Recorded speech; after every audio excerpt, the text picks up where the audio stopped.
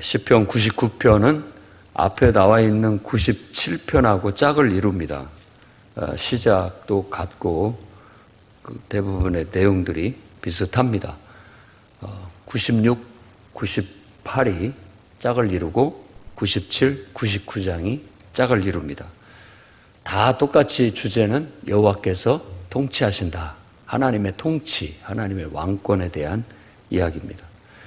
근데 이렇게 노래하고 강조하고 있지만 인생은 그냥 진리입니다. 그냥 하나님께서 창조하셨고 하나님께서 다스리시고 하나님께서 심판하시고 하나님께서 구원하신다라는, 이게 어떻게 보면 우리 인생관, 성경에서 말하는 하나님에 대해서, 하나님의 창조 그리고 심판, 구원에 대해서 얘기를 하고 있는 건데, 그게 보이지 않는 우리 인간의 영적인 어떤 진리라고 할 수 있습니다. 그러니까 우리는 그 배경 속에서 하나님을 섬기며 살아가고 있는 거예요. 근데 이것을 인간이 만들어낸 종교다, 인간이 그렇게 말하는 것 자체가 어리석은 것이고 또 교만한 것이고 그렇습니다. 창조주 하나님 앞에서 인간이 당연히 가져야 할 본분이고 당연한 그런 일이라고 그렇게 보는 겁니다. 그러니까 우리는 그것을 깨닫고 그렇게 살아가고 있는 것이고, 세상 사람들은 아직 그런 걸 깨닫지 못하고 인정하지 않기 때문에 하나님을 섬기지 않고 살아갈 뿐인 겁니다. 결국은 그들이 하나님을 인정하나 하지 않으나, 섬기나 섬기지 않으나 똑같습니다. 하나님은 하나님의 창조와 하나님의 계획 그리고 그분의 뜻대로 이 세상을 이끌어 가실 것이고, 때가 되면 심판하시고 또 구원하시고 하나님의 뜻을 이루실 것입니다. 그러니까 우리가 조마조마할 것도 없고 염려할 것도 없습니다. 하나님은 하나님이 하실 일을 하십니다. 다만 우리가 더 마음을 쓰고 주의하고 노력해야 할 것은 바로 그런 하나님을 섬기는 인간으로서의 본분, 나의 본분, 나에게 주어진 사명, 내 인생 어떻게 성실하고 바르게 살아갈 것인가. 일단은 다른 사람은 제쳐두고 나 자신부터 그렇게 하나님을 섬기고 살아가는 것에 의미를 둬야 되겠습니다. 오늘 말씀은 여호와께서 다스리신다, 그러니까 만민이 떨 것이고 또 땅이 흔들릴 것이다 라고 그렇게 말하는데, 이런 표현들은 바로 하나님의 위엄, 통치의 위엄, 하나님의 위엄을 얘기하고 있습니다. 사람들이 하나님이 보이지 않고 또 우리와는 또 물질과는 다른 존재 방식을 가지고 있어서 믿음이 없이는 인식하지 못하고 또 그분을 느끼지 못하는데, 믿음으로 그분을 인정하고 연합된 사람들은 그분의 위엄을 압니다. 그분 앞에서 우리는 떨리고 그분 앞에서 우리는 감히 그냥 당당히 서 있을 수 없는 그런 존재라는 걸 잘 알고 있습니다. 그러니까 이 힘이라는 게, 능력이라는 게 어디서 나오느냐? 바로 하나님의 이와 같은 위엄으로부터 나오는 겁니다. 그렇기 때문에 하나님을 경외하고 하나님 말씀이면 감히 거스릴 수 없고 무조건 순종하는 그런 어떤 힘이 여기에서 나오는 겁니다. 정말 여러분들이 영적으로 눈 떠서 하나님에 대해서 좀 더 깊이 알고 그분의 실체를, 영적인 존재의 실체를 느끼고 깨달아서 오늘 말씀의 모세처럼, 사무엘처럼 하나님의 음성을 듣고 하나님의 역사를 경험할 수 있는 그런 저와 여러분이 될 수 있기를 바랍니다. 2절 말씀에 여호와는 위대하시다, 크시다, 크다, 위대하시다, 높으시다 라고 말합니다. 그러니까 하나님이 위대하고 높으시다라는 것을 아는 사람도 바로 시온에서 예배하는 하나님의 백성들, 그분을 경험했기에, 그분을 경험하고 체험했기에, 하나님의 임재를 맛보았기에 그들은 하나님은 위대하고 너무나도 크고 높으시다 이렇게 고백할 수 있다는 겁니다. 그래서 그 이름을 찬양할 수 있지요. 그래서 하나님을 찬양한다라는 건 억지로 되는 게 아니고 경험해서, 체험해서 그냥 탁 치면 어떤 고통의 소리가 나오듯이 그냥 자연스럽게 우리의 삶을 통해서 하나님을 찬양하는 것이 우로 나오는 게 되는 겁니다. 또 하나님의 속성은 거룩하다라고 했는데 거룩하다라는 단어를 제가 딱 봐도 3번 반복하고 있습니다. 말씀에 하나님을 우리가 거룩하다라고 여기는 것은 일단 우리하고 다르다는 뜻입니다. 거룩하다라는 건 구별되다라는 그런 그러니까 원뜻을 갖고 있어요. 다르다는 거예요. 하나님은 세상의 어떤 존재와 다릅니다. 아무리 크고 놀라운 어떤 존재와도 다른 그런 분입니다. 그만큼 우리하고는 차원이 다른 존재이시고 능력이시고 또 우리가 알 수 없는 신비 속에 거하시고 그분의 능력은 우리가 생각하는 것보다 훨씬 큽니다. 하나님이 이런 일을 하실 수 있을까 없을까 우리가 생각할 이유가 없어요. 그분은 우리하고 다릅니다.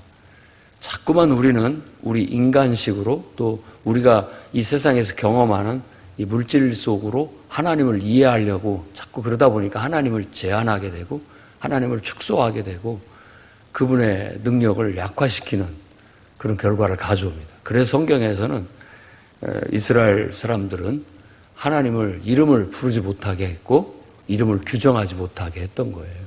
왜? 그것 자체도 하나님을 우리가 축소시키거나 제한해버리는 것이 되기 때문에 함부로 그렇게 할 수 없다라는 거예요.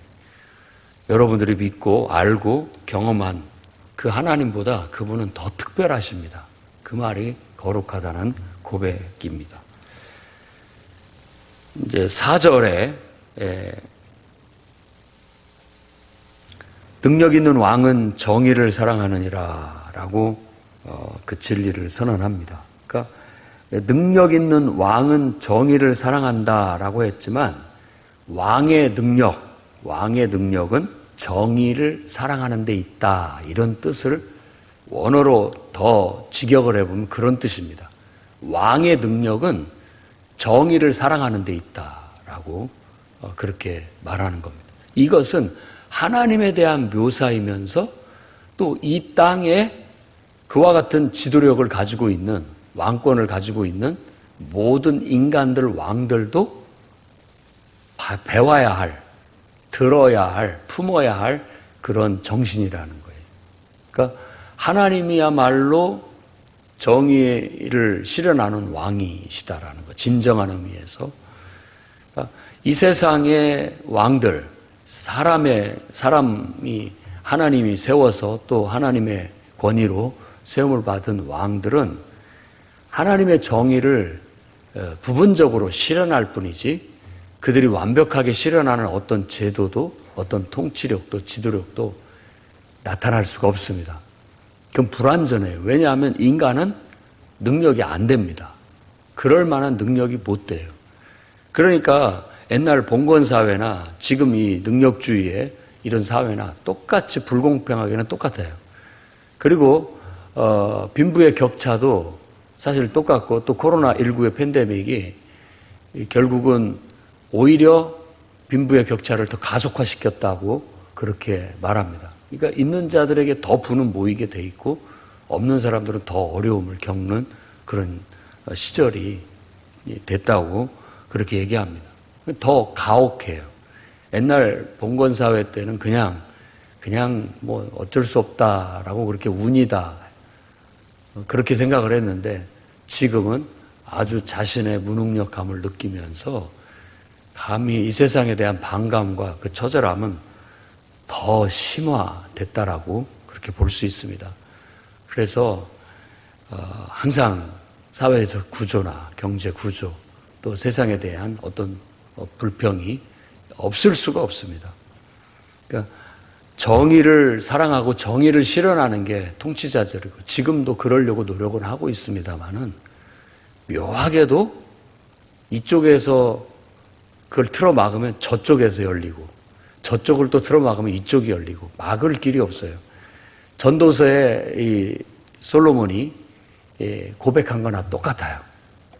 자기가 세상에서 제일 지혜롭다고 말하는데 그 지혜를 가지고 세상의 문제를 해결하려고 여기 가서 이 문제를 해결하면 저기에서 또 문제가 터지고 저기의 문제를 해결하면 또다시 여기서 문제가, 야, 이건 헛되다. 해 아래 새 것이 없다.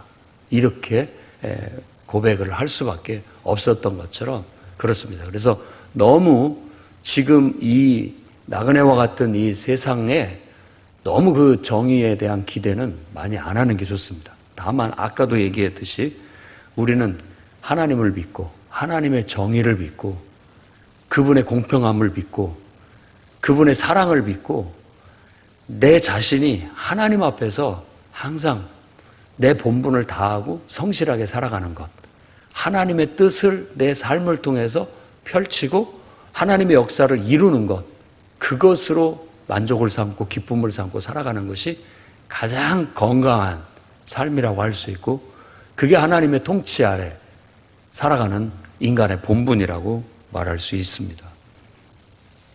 하나님께 정의가 있고 공의가 있고 그것을 이스라엘 백성들을 선택하셔서 그 공동체 속에 하나님께서 나타내셨고 그 정의를 나타내심이 바로 우리가 읽고 있는 구약 성경에 나타나 있습니다. 그래서 성경을 잘 읽어보고 출애굽 사건이라든지 또 이스라엘의 왕정이라든지 그리고 또 그들이 멸망해서 포로로 끌려갔을 때 선지자들의 입을 통해서 하신 말씀이라든지 또 시편 잠언 전도서 같은 하나님을 경험한 하나님을 섬기면서 경험한 그들의 고백들을 들어보면서 우리는 온 세상을 창조하시고 또 심판하시고 구원하시는 하나님의 정의에 대해서 배울 수 있게 되고 올바른 인간으로서의 삶을 배우게 되는 겁니다.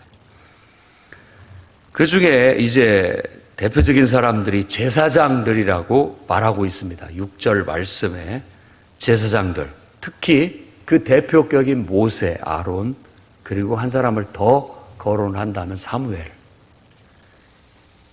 이런 사람들은 위대한 중보자예요. 사실 제사장 하면 하나님과 인간, 죄인된 인간들을 중재하는 중재자의 역할을 말합니다. 그 대표적인 게 모세, 아론, 사무엘이라고 합니다. 그들은 하나님의 이름을 불렀고 하나님은 그들에게 응답하셨다라고 말합니다. 그래서 여기에서 이 제사장을 우리가 신약에서 본다면 이거야말로 진정한 참된 이 모세, 아론, 사무엘은 그림자요, 모형일 뿐이고 진정한 대제사장은 예수 그리스도다. 그래서 하나님과 우리를 중보하실 분은 예수님이다. 예수님밖에 없다라고 그렇게 말하고 있고 예수님을 사도 바울은 로마서에서 하나님의 의라고 그렇게 얘기합니다. 하나님의 정의가 나타났는데 그분이 바로 예수 그리스도다. 그분 안에서 우리가 심판을 받고 그분 안에서 우리가 구원을 받는다. 하나님의 정의가 나타났으니 이제는 누구든지 예수를 믿는 믿음만이 우리를 죄 가운데서 구원할 수 있고 하나님이 약속하신 영생을 얻을 수 있다라고 그렇게 복음으로 선언하고 있는 겁니다. 그 다음에 한 가지 더 이 제사장에서 우리가 얻을 수 있는 교훈은 바로 오늘날에도 우리가 하나님을 섬기는 데 있어서 바로 이런 제사장의 역할, 중보자의 역할의 사명도 가지고 있다는 걸 아셔야 됩니다. 그래서 베드로는 너희는 왕같은 제사장이다. 그리스도의 아름다운 덕을 선전하기 위함이다. 라고 그렇게 우리의 정체성을 선언하고 있는 겁니다. 그러니까 우리도 내가 하나님을 보여주는 거예요, 세상에.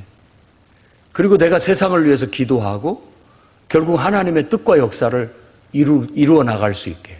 그리고 모든 죄인들이 나를 인해서 내가 기도하고 축복해 줌으로 인해서 내가 하나님을 드러내고 하나님의 말씀을 전함으로 인해서 저들도 구원받을 수 있고 복을, 하나님의 은혜를 누릴 수 있다라고 그렇게 믿고 우리의 사명을 감당해 나가셔야 됩니다. 그게 오늘날 교회와 성도들이 가진 제사장적 사명이라고 말할 수 있습니다. 오늘도 여러분이 가정에서 제사장적 사명을 감당하시고 직장과 여러분들이 활동하는 사회 속에서도 제사장적 역할을, 그 사명을 감당해 나아가시기 바랍니다. 여러분은 하나님을 알고 하나님과 가깝기 때문에 그분을 부를 수 있고 기도할 수 있고 그래서 하나님의 응답을 받을 수 있는 그런 특권을 가진 특별한 존재들입니다. 그래서 우리는 세상에 비친 것이고 그래서 우리는 세상에 둘도 없이 소중한 소금이라고 말하고 있는 거예요. 여러분의 존재 가치를 발휘하며 살아가시기 바랍니다. 하나님은 구름 기둥에서 말씀하셨다라고 그렇게 말하는데 이 광야 40년간의 구름 기둥과 불 기둥으로 인도하셨던 하나님을 떠올리고 있고 그때 하나님께서 그들에게 자신에 대한 증거와 율례를 주셨다. 이 율례는 바로 율법, 법규, 생활 규범을 말하는 것이죠.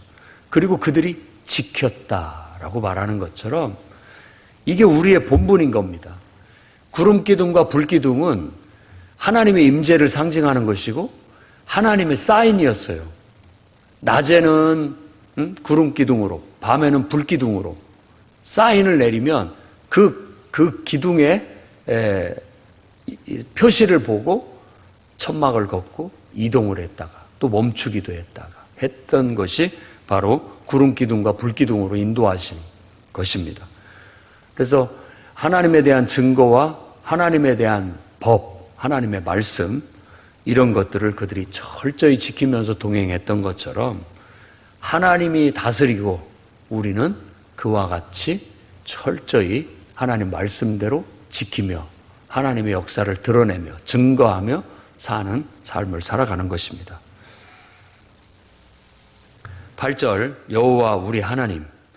그러고 보니까 여호와 우리 하나님이라는 단어가 4번에 걸쳐서 이 99편에 반복하고 있습니다. 그러니까 여호와 우리 하나님, 이건 더 친근감 있는 고백인 거예요. 하나님이 멀리 계는 딴 하나님이 아니라 나하고 무관한 하나님이 아니라 그야말로 가까이 계신 하나님, 내 하나님, 내가 섬기는 우리 하나님, 이렇게 고백하고 있는 표현이라고 할 수 있죠. 그러니까 그분이 응답하십니다. 그리고 하나 더 뼈저리게 경험한 것은 바로 용서하시는 하나님. 모세, 아론, 사무엘 이와 같은 사람들의 인도함, 도움, 우리를 지도함이 있었지만 그 백성들이 그릇된 행위에 빠지게 되었고 하나님께서 그것에 대해서 심판하시고 되갚아 주시는, 벌을 내리시는 일은 있었지만 그래도 그분은 용서하신 하나님이다. 우리를 용서하셨다. 이게 아마 제가 볼 때 이 시편의 저자는 이 부분에 있어서 눈물을 흘렸으리라고 생각합니다. 이런 하나님이 아닌다면 우리가 어떻게 살아가겠습니까? 늘 하나님의 통치를 따라 내 본분을 다하고 바르게 하나님 말씀대로 지키고 순종하고 살려고 하지만 항상 우리의 타락한 본성이 그릇되게 행하고 잘못되게 행할 때가 있어 벌을 받기도 하고 또 인생이 굽어 돌기도 하고 어려움을 당하기도 하는데 그렇게 해서 우리가 멸망받아도 당연하게 받아들일 수밖에 없는 그런 죄인이지만 그런 우리를 용서하시고 품으시고 또 다시 새롭게 시작할 수 있는 기회를 주시고 이런 하나님의 용서를 아마 노래할 때 그들 마음속에는 울컥하는 그런 은혜가 있었으리라 생각됩니다. 그렇기 때문에 그런 감동 속에서 하나님을 높이고 하나님께 자연스럽게 경배한다라는 거예요. 이 경배는 무릎을 꿇고 절한다라는 겁니다. 그냥 하나님을 경배해라, 섬겨라, 믿어라 이렇게 막 강요하고 설득하고 해서가 아니라 이런 하나님의 심판, 하나님의 구원의 경험을 하니까 그냥 자연스럽게 그분 앞에 경의가 표해지고 무릎이 꿇어지고 그분 앞에 머리가 숙여진다라는 그런 표현이라고 볼 수 있습니다. 여호와 우리 하나님은 거룩하십니다. 특별하십니다. 내 인생에 살아계신 분이고 내가 경험했고 체험했고 하나님의 창조를, 하나님의 심판을, 하나님의 구원을 경험했기에 당연히 하나님은 존재하시고 그분은 우리를 통치하고 계시고 우리는 마땅히 그분을 노래하고 찬양하고 그분께 경배하며 우리 본분을 다하여 정말 하나님 말씀대로 순종하고 하나님의 역사를 내 인격과 내 삶을 통해서 이루어 나가는 것을 기쁘게 환호하며 받아들인다라는 겁니다. 여러분들이 그런 말씀대로 합당한 삶을 살아가십시오. 예수 그리스도는 완전하게 이 시편의 말씀처럼 그런 삶을 우리에게 보여주셨고 그분은 아멘이요 순종이 되셨고 우리 또한 이제 그 길을 가야 되겠습니다. 왕같은 제사장의 본분을 다하시고 정말 하나님의 아들 예수 그리스도께서 보여주신 것처럼 여러분의 인생도 아멘이요 순종이 돼서 하나님의 역사를 이루고 여러분의 인생 그 자체가 하나님에 대한 증거요 또 하나님의 찬양, 하나님을 드러내는 찬양이요 하나님을 널리 전파하는 증거가 다 될 수 있기를 주의 이름으로 축원합니다.